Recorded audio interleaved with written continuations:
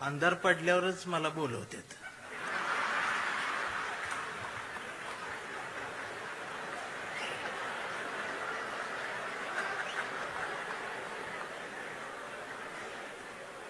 पण अंधार पडल्यावरच उजेडाची गरज असते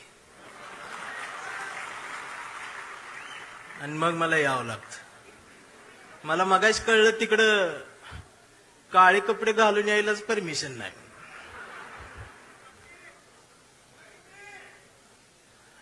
मग मला तर कसं बोलवते तिथे.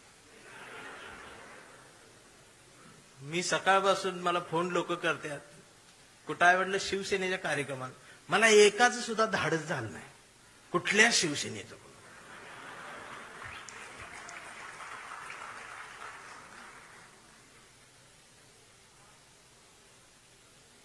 जमलेल्या माझ्या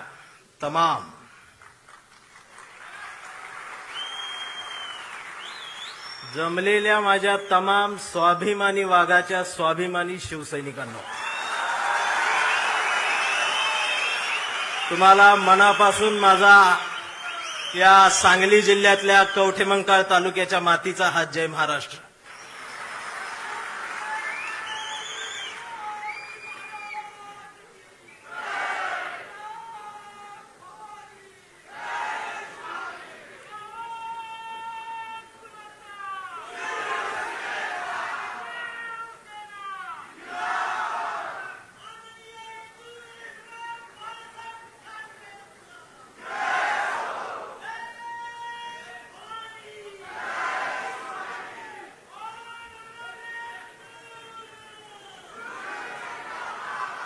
हा, आता मला बोलू दे, मला बोलू दे. मला टाइम दिलाय, त्यात तुम्हीच घेतल्यावर कसं व्हायचं. हे ह्याच्यामुळेच मी काळा पडले.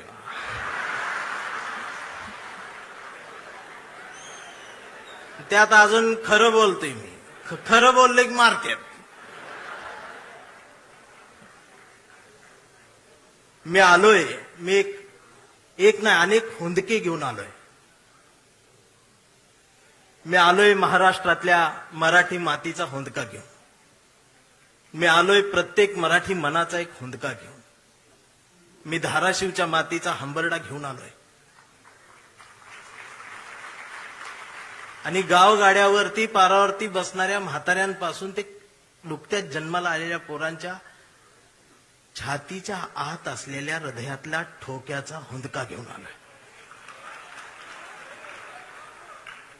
त्या प्रत्येक ठोक्याचं एक गणित आहे महाराष्ट्रात. शिवसैनिक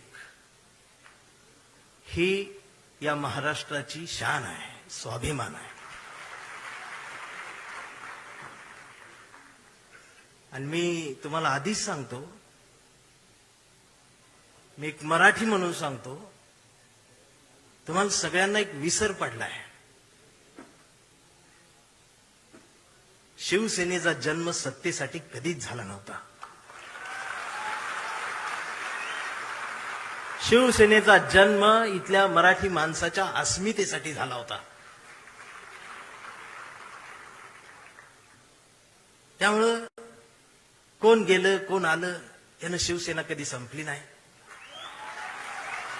आणि ती कधी संपणारही नाही.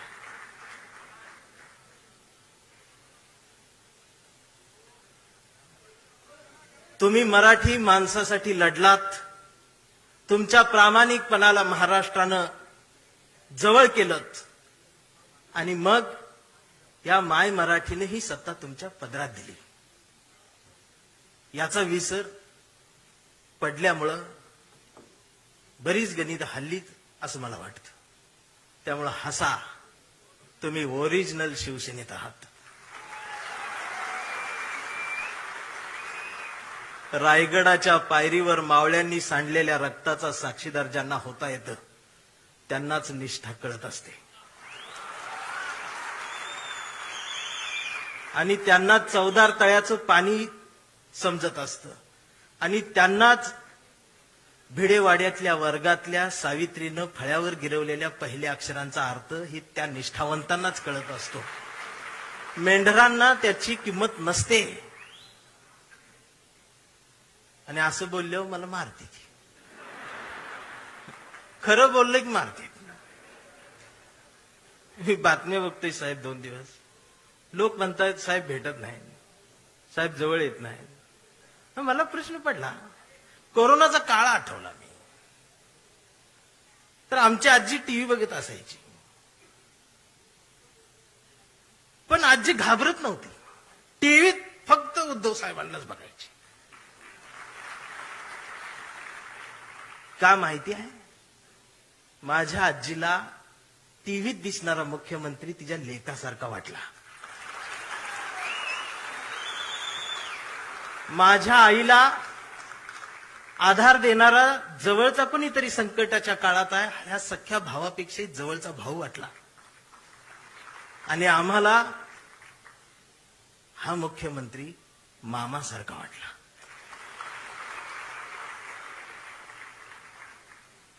ही न भेटता सुद्धा नाती तयार झाली. आणि तुम्हाला देवेंद्रचं देवा भाऊ होण्यासाठी 1,500 वाटावे लागले.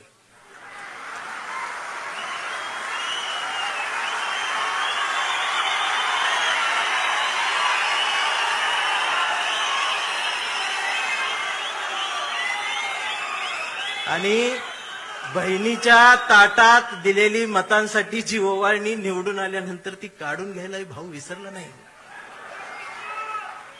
आणि तुम्ही भाऊ झालात असं बोलल्यावर मला मारते. नाही, ही टीका नाही. माझं त्यांच्यावर बी प्रेम आहे. मी सगळ्यांवर प्रेम करतो. मला ते फार आवडतात, पण ती विरोधी पक्षात असल्यावर जास्त आवडतात. विरोधी बाकावर मला त्यांचं जास्त आवडतं, प्रेम आहे त्यांच्यावर. इकडं आले ती तोडती ती फोडती ती. तोडा फोडा राजकारण करा. या राजकारणाची व्याख्या आता बदलली पाहिजे. माणसं जोडा, घडा आणि मराठी मन घडवा, हे सांगायला मी आलोय. काय आम्ही करून ठेवलंय? भस्म्या झाल्यासारखं काय चाललंय आमचं? एक तर काहीतरी होईल.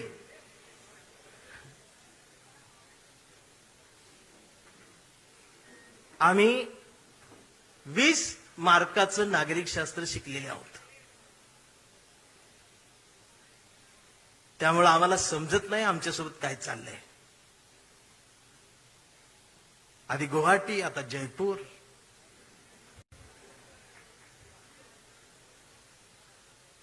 ह्यो मतदान केलेल्या प्रत्येक मतदाराचा अपमान आहे. लोकशाहीचा अपमान आहे. संविधानाचा अपमान आहे.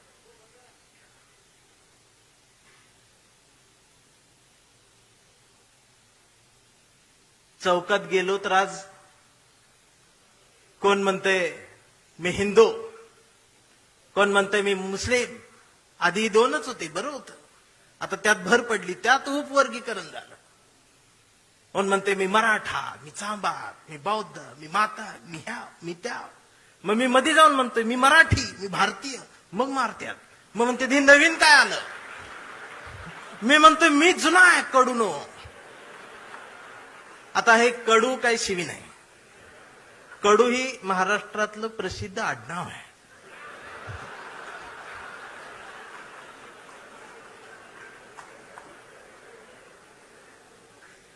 मी भारतीय म्हटल्यावर मारते. हे नवीन काय आलं? मी म्हणतोय मी जुना आहे, तुम्ही नवीन आहे. मग अजून मारते. भारतीय होऊन जगायला गेल्यानंतर मी मार खायला लागलो, काळा पडत चालला. मी गोराच होतो आधी.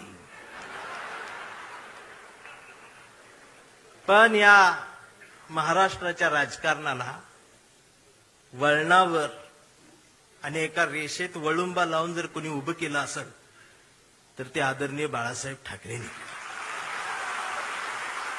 एक अस्मिता दिली.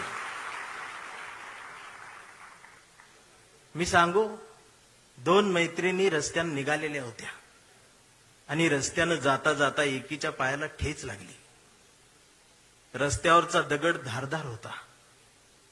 तिचा ठेच लागली, तिच्या अंगठ्याचं नख निघालं आणि रक्त भळभळ व्हायला लागलं. पण तिनं अंगठ्याकडे नाही बघितलं, तर दगडाकडे बघितलं आणि हसलीन पुढे निघाली. दुसरीनं बघितलं, म्हणाली, वेडे, एवढा मोठा दगड पायाला लागला आणि हसतेस काय? ती म्हणाली, जाऊ दे ग, दे सोडून. पुन्हा हसली. ती म्हणाली, थांब, चिंदी तरी बांध, दवाखान्यात चल. हसतेस काय, एवढा मोठा दगड पायाला लागलाय. ती हसत म्हणाली, दे ग सोडून. तर ती पुन्हा हसत म्हणाली, अगं एवढा मोठा दगड पायाला लागलाय तरी सोडून दे कसं काय म्हणतेस? तिनं हसत उत्तर दिलं. ती म्हणाली, अगं माहेरच्याच वाटेवरचा दगड होता, त्याचं एवढं वाईट वाटून काय घ्यायचं? म्हणजे माहेरच्या वाटेवरच्या दगडावर प्रेम करणाऱ्या लेकूरवाळ्या माहेरवाशिनी पुरींचा हा महाराष्ट्र झाला. पण सासरवाडीच्या हायवेवर असणाऱ्या खडकावर प्रेम करणारा जावई, महाराष्ट्रात असे जावई दोनच झाले. मला बाळासाहेब का आवडतात खरं सांगू, आमच्या निखिल वागळे साहेबांना त्यांनी शेवटची मुलाखत दिली होती. मी ती अधूनमधून सारखी बघतो. आणि वागळे साहेबांनी त्यांना विचारलं, माची आठवण येते, पत्नीची आठवण येते? त्यावर बाळासाहेबजी भाऊक होता. पत्नीला मा म्हणणारा एवढा कणखर माणूस डोळ्यात पाणावतो आणि खिशातला फोटो दाखवतो. हा एक बाळासाहेब. आणि स्वतःच्या पत्नीवर एवढं प्रेम करणारा दुसरा बाळासाहेब महाराष्ट्रात आला आहे, ते म्हणजे बाळासाहेब आंबेडकर. आमचे हे दोन बाळासाहेब मनाला भावतात. शिवसैनिकांनी या 60 वर्षात खूप काय पाहिलेलं आहे. दोन भावांच्या रात्रभर रडून भिजलेल्या उषा सुद्धा शिवसैनिकांनी पाहिल्या. हृदयाला घाव घातले गेले, टाके तुटले गेले, शिवत राहिले. शिवसेना फाटली नाही, तुटली नाही, ती नेटानं उभीच राहिली. ती उभी राहणारच आहे.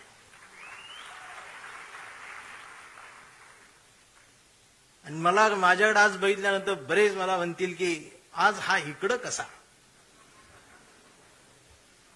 हा पुरोगामी चेहरा इकडं कसा? होय, मी आहे पुरोगामी, फुलेशाह आंबेडकरवादी, पण मी कट्टर नाही. माझं प्रतिगाम्यांवरती प्रेम आहे. माझं प्रत्येक माणसावर प्रेम आहे. माझं या देशावर प्रेम आहे, भारतावर प्रेम आहे, माय मराठी मातीवर प्रेम आहे. आणि मला फोन कुणाचा आलता माहित आहे? संजय राऊत साहेबांचा फोन आला.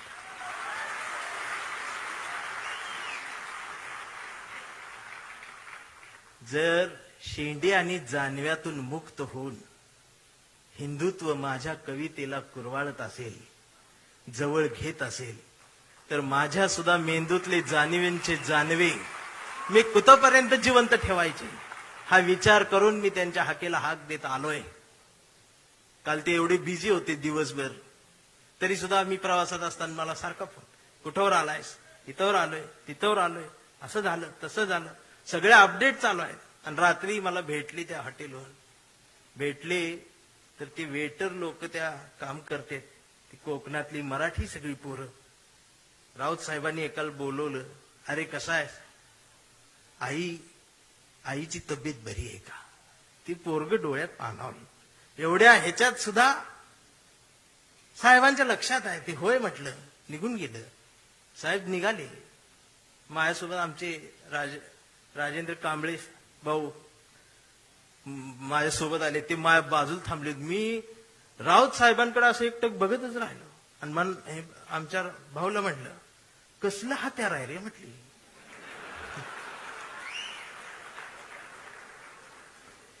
तर आमचं राजाभाऊ म्हटलं, धारदार आहे.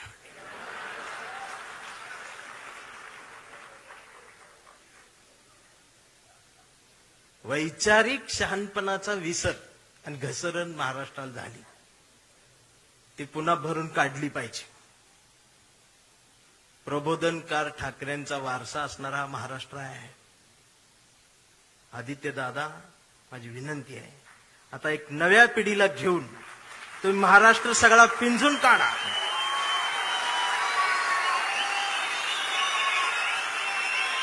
मुंबईत काय आहे काय नाही मला माहित नाही, पण मी महाराष्ट्र सगळा एसटीन फिरतोय.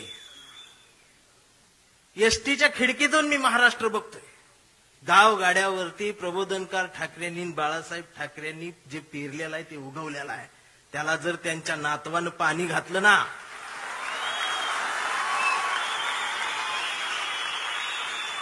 तर एक नवा महाराष्ट्र उभा राहील आणि कुणाच धाडस होणार नाही असं हलायचं. म्हणून आम्ही प्रेम करणारी माणसं आहोत. हा आवाज कायम असाच राहू द्या. महाराष्ट्राला याची गरज आहे.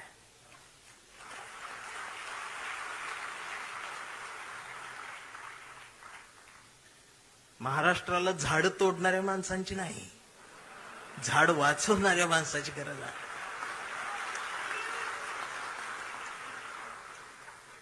काय तोडलं पाहिजे?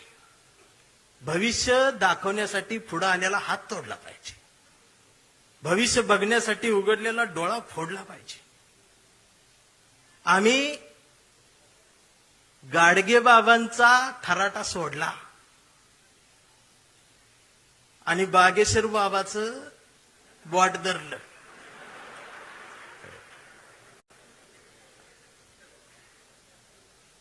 मग बागेश्वर बाबाचं बोट धरलं की खरात बोट तोडतो.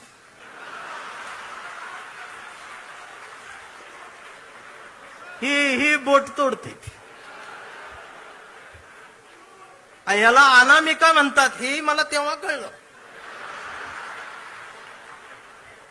नाहीतर मी करंगळी जवळचं बोट एवढंच त्याला म्हणायचं.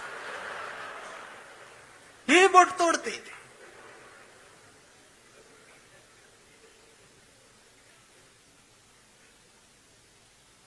ओशनो जल पिले बस. चिंचेतला चिचुका 3 लाखाला इकला त्यानं.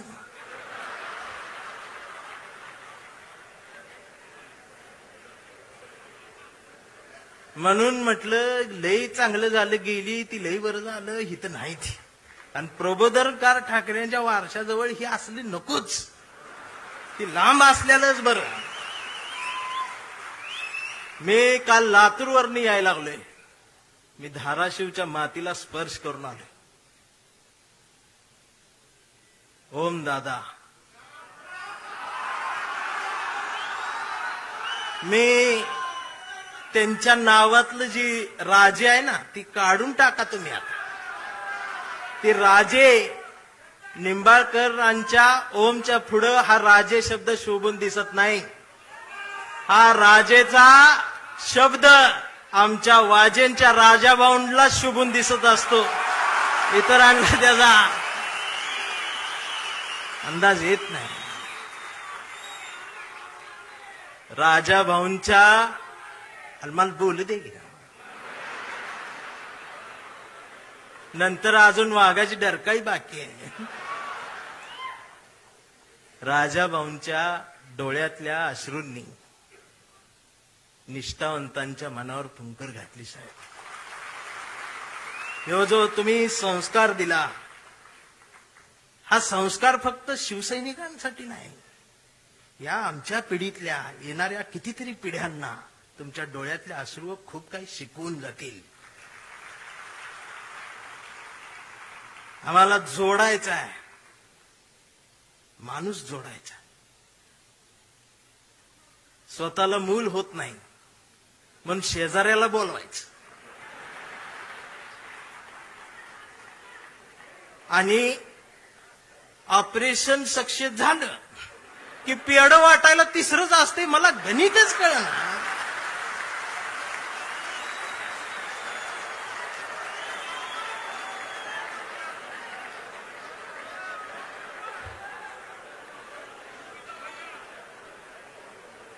आमच्या अंबादास दानवे साहेब आहेत. माणसं जोडा. शिवसैनिक, भीम सैनिक, मान सैनिक, मराठी सैनिक, हिंदी सैनिक, ही सगळी एकत्रित या. या मातीला गरज आहे स्वाभिमानाची.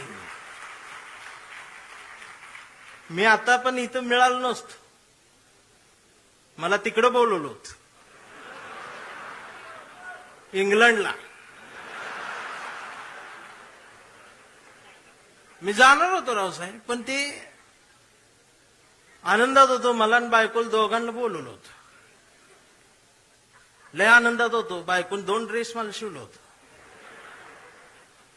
आणि ते काय केम्ब्रिजला बोलवलं होतं. ती बायको आमची युट्यूबला रोज केम्ब्रिज टाकून बघायची. ती मला दाखवायची, इथं चहा घेऊ, इथं कॉफी. म्हटलं तू लिहून ठेव, गेल्यावर करू. मी इतका आनंदात होतो, त्या कडूनची भांडणं लागली. कुणाची? अमेरिका, इस्रायल आणि ती इराण. आणि माझा दौरा रद्द. इमानच उडत नाही. अजून काळा पडला. बर, भांडणं त्यांची आणि दंगा इथं. या सोशल मीडिया बघते, बघ आता अमेरिका असं करणार, इराण असं करणार, आता ट्रम्प काय गो बसते का, आमचं बी गेलंय, हे आलंय, ते आलंय. 15 दिवस यांनी दंगा केला. जेव्हा यांच्या घरातला गॅस संपला,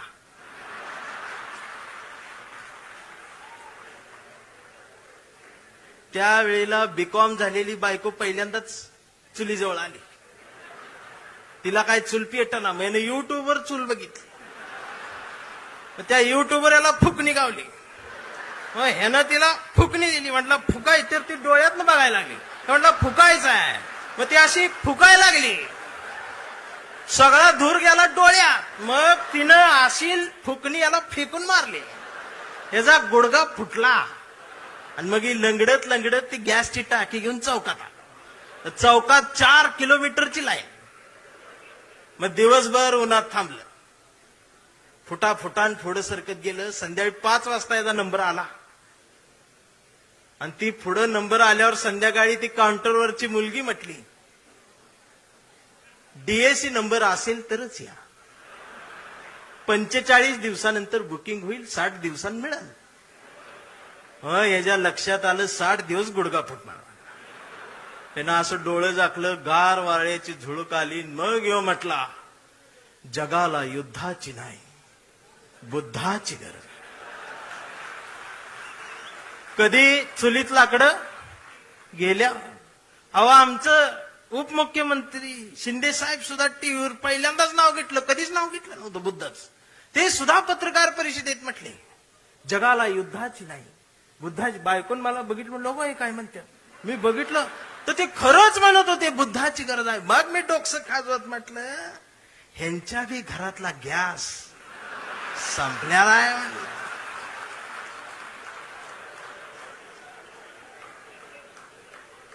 साधना आहे.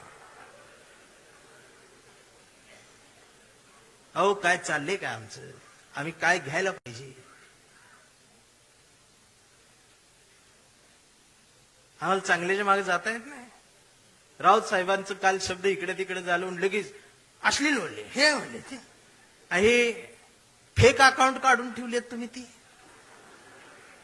अकाउंट देशपांडे नावान आणि शिवाय आई बहिणीवर ना. हे देशपांड्यांचा अपमान नाही का महाराष्ट्रात? ही जी जमात वाढवून ठेवल्या ना तुम्ही सत्तेसाठी, ही एक दिवस तुमच्या घरातल्या अब्रूला हात घालल ना, त्यावेळेला तुम्हाला आमच्या आठवणी येतील. खराचं प्रकरण ज्यावेळी टीव्हीवर आलं, महाराष्ट्र हादरला, त्यावेळेला महाराष्ट्राच्या मनात नाही तर अख्ख्या देशाच्या मनात एकच नाव आलं, डॉक्टर नरेंद्र दाभोळकर. खऱ्यापणाने लढणारी माणसं महाराष्ट्रात तेव्हाही होती, आजही आहेत, उद्याही असतील. आणि शिवसेना कायम खऱ्या माणसांसोबत मैदानात आहे, ते उद्याही राहणार आहे. ही संपणार नाही. फक्त माझी विनंती आहे, मला दिसते बरं का, मला काय भविष्य कळत नाही, पण मला दिसते की लवकरच तुम्ही बी सत्तेत आहे. फक्त माझी विनंती साहेब एवढीच आहे, जेवढी गेले ती त्यातलं परत यायला बघत्याल. अजिबात नाही द्यायची.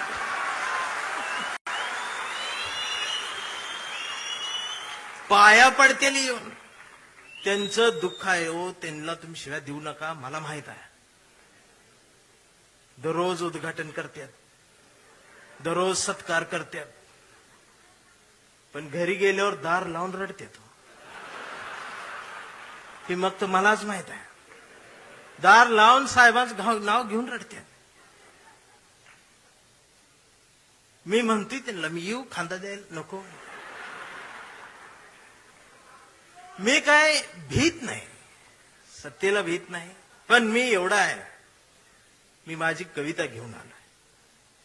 पाखरांच्या चोची मधला घास व्हावी कविता, पहिला आणि शेवटचा श्वास व्हावी कविता, कोसळावेत थेंब भुईत मातीचा वास व्हावी कविता, उगवावा पिंपळ एक प्रवास व्हावी कविता, त्याच पिंपळाच्या सावलीला मानवतेचे गीत गाणारी बुद्ध व्हावी कविता, मी करावे पाखरांच्या हवाली तिला मग शुद्ध व्हावी कविता, हिंदूंच्या कंठामध्ये सलाम अलिकम सलाम व्हावी कविता, मुस्लिमांच्या भाळावरचा नाम व्हावी कविता, मंदिर मस्जिद बांधणाऱ्यांच्या कपाळाचा घाम व्हावी कविता, इंद्रायणीत तरलेला तुकाराम व्हावी कविता, आणि या देशाच्या मातीत विज्ञान पेरणारी अब्दुल कलाम ही व्हावी कविता.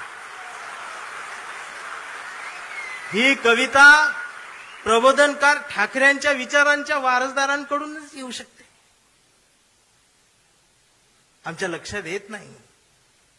आम्ही कुणाजवळ जाऊन बसावं आणि कुठून उठून जावं, ह्याला ज्याला जमलं त्यालाच आयुष्य कळलं. जाणारच आहे ना एकदा तरी. काय राहणार आहे तुमचं?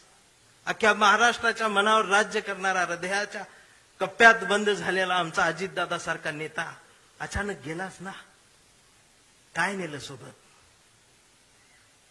आणि दादा गेल्या दिवशी दुसऱ्या दिवशी कुटुंब शपथा घेत होतो पण मंत्रीपदाच्या.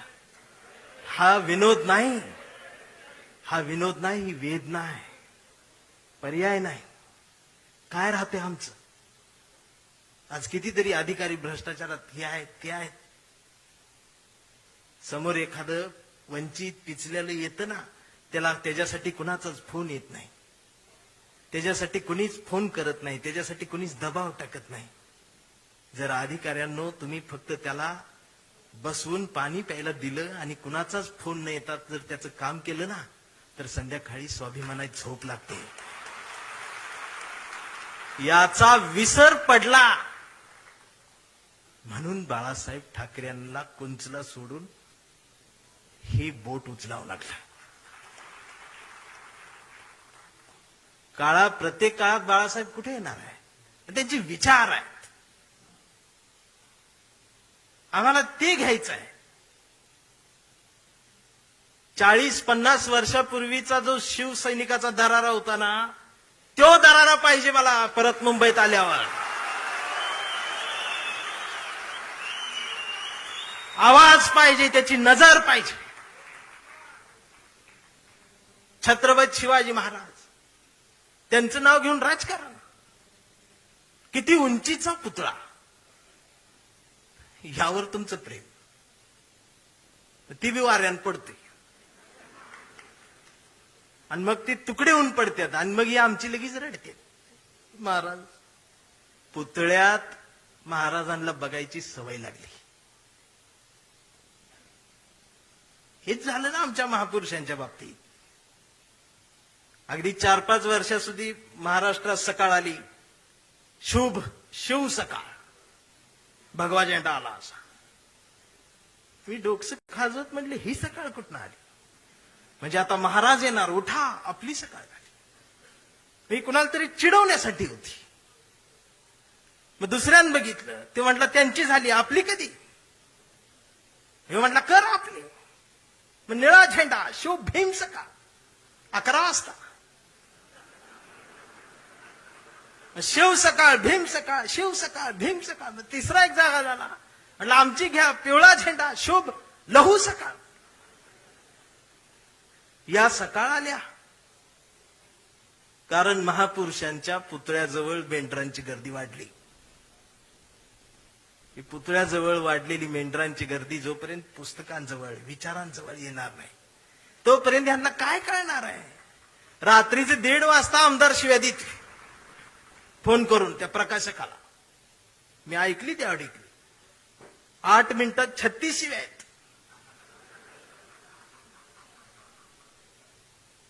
स्ट्राईक रेट काढला तर 400चा आहे ते.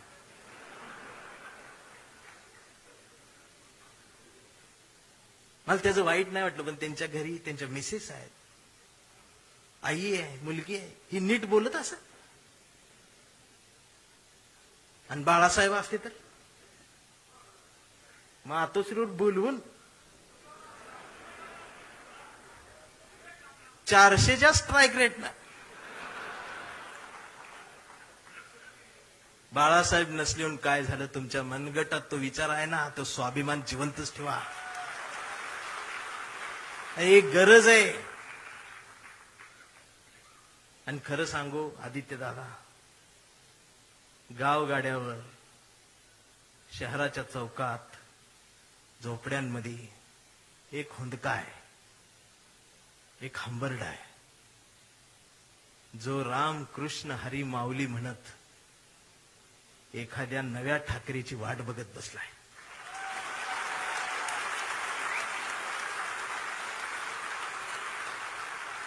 आणि ती पोकळी भरून काढण्याचं काम, भरीव काम आता तुम्ही करायला सुरुवात करावी. हा शिवसैनिकासोबत माझ्यातला भीमसैनिक सुद्धा तुमच्यासाठी मैदानात उतरणार. कुठपर्यंत आम्ही एकमेकांशी भांडत बसायचं? जर शिवाजीनगर मधून समतेचा आणि मैत्रीचा हात, जर माझ्यासाठी दोस्तीचा हात येत असेल, तर आंबेडकर नगर मधून माझा सुद्धा हात मैत्रीचा तुमच्यासाठी पुढे येला पाहिजे. आणि हा देश संविधानाचा आहे ना, मी हिरव्यांचा आहे, निळ्याचा आहे, ना मी भगव्याचा आहे. मी भगव्याचा आहे. कुठल्या भगव्याचा? मी वारकऱ्यांच्या भगव्याचा आहे. मी बाळासाहेबांनी शिवसैनिकांच्या हातात जो भगवा दिलाय, मी त्या भगव्याचा आहे. मी तो भगवा घेऊन आलोय, पण त्याच्या सोबत मी या देशाचा तिरंगा सुद्धा आज घेऊन आलोय. आणि मला काय करायचं ते करा. या देशाच्या संविधानाला, तिरंग्याला जरी साधं नख लागायचा प्रयत्न जर कोणी केला, तर माझा ह्यो काळा रंग तुमच्यात मिसळून जाईल. आता ही भाषाच कळत नाही यांना, वैचारिकपणच राहिलं नाही. राऊत साहेब लगेच मारते, अंगावरच येते, शाईच टाकायला देश आहे. परवा एका कार्यक्रम सुरू करायच्या आधी डीवायएसपी माझ्याकडे आले, म्हटले भाषण करू नका. म्हटलं काय झालं? काही संघटना तुमच्यावर शाई टाकायला. मी म्हटलं मी लय लांब आलोय, करू देतो. बाजूला ते कॉन्स्टेबल बघत होत माझ्यावर, ते हसायला लागलं मला बघून. म्हटलं काय झालं, का हसताय? तर म्हटले तुमचं तोंड काळ करणार. मी म्हटलं साहेब बोलू दे 2 मिनिटं. तर ते म्हटले तुमच्या रिस्कवर बोलणार का? मी म्हटलं अहो आम्ही जन्माला येतानाच आमच्या रिस्कवर आलोय.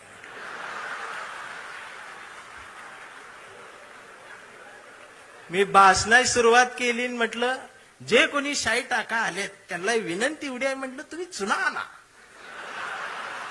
अजून काय काळ करणार. हे जी घसरण झाली आमच्या शहाणपणाची, मी या मराठी मातीचा सांगावा घेऊन आलोय तुमच्यासाठी की तुमची गरज महाराष्ट्राला आहे. आणि महाराष्ट्र फक्त तुमचा आहे. मी आता जास्त वेळ घेणार नाही, कारण आता डरकाळ्या ऐकायच्या आहेत. मी एक कविता घेऊन थांबणार आहे, ज्या कवितेसाठी मला साहेबांनी बोलवले. त्या कवितेत तुडवा ऑपरेशन आहे. कविता आहे कांबळे. आता हा कांबळे कुठल्या एका जातीचा नाही, हा कांबळे भारतीय आहे, हा कांबळे मराठी आहे, हा कांबळे अस्मिता आहे, हा कांबळे स्वाभिमान आहे, हा कांबळे काय काय त्रास होत जातो त्याची कविता आहे. हा कांबळे शेंडीतून जानव्यातून मुक्त येऊन प्रबोधनकारांच्या जवळ आलेला आहे, फुलेशाह आंबेडकरांच्या जवळ आला, असा हा स्वाभिमानी आहे. की आमचा कांबळे लय हुशार, हे कधीच नाही रडला, नुसताच कांडला. कांबळे शाळेत गेला, मास्तरनं फळ्यावर सरस्वती काढली. कांबळे शाळेत गेला, मास्तरनं फळ्यावर सरस्वती काढली, पण कांबळेनं पाटीवर सावित्री काढली. मग मास्तरनं चिडून कांबळेला असा तुडवला, असा तुडवला, असा तुडवला, पण कांबळे नाही रडला, नुसताच काढला. करू कांबळे वयात आला, विशीत आला, मिशीत आला. कांबळे गुलाबी झाला आणि तिच्या प्रेमात पडला. मग तिनं विचारली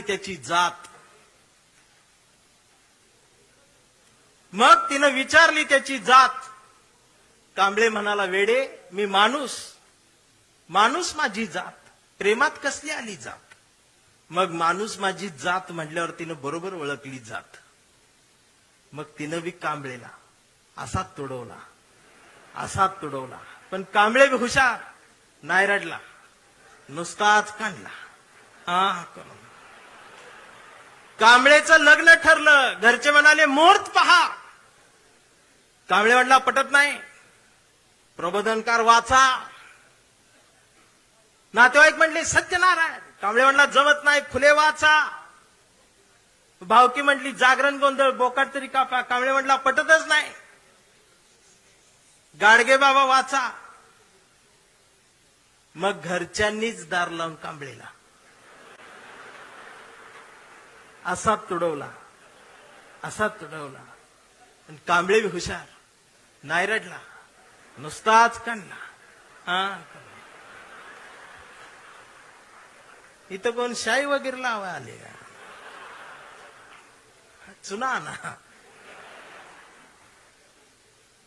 मग कांबळे अशा चळवळीत आला. सगळ्या चळवळी अशा गट तट फुटून बिटून गेलेली. कांबळेला वाईट वाटलं. कांबळे सगळ्यांना वाटला, सगळ्यांनी एकत्रित या. देश समजून घ्या, महाराष्ट्र समजून घ्या. दिवसभर बोंबलत राहिला.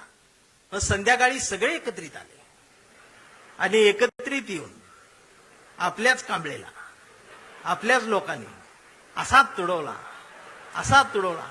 पण कांबळे बी हुशार, नाही रडला, नुसताच काढला. आणि आता कांबळे शिवसैनिक झाला.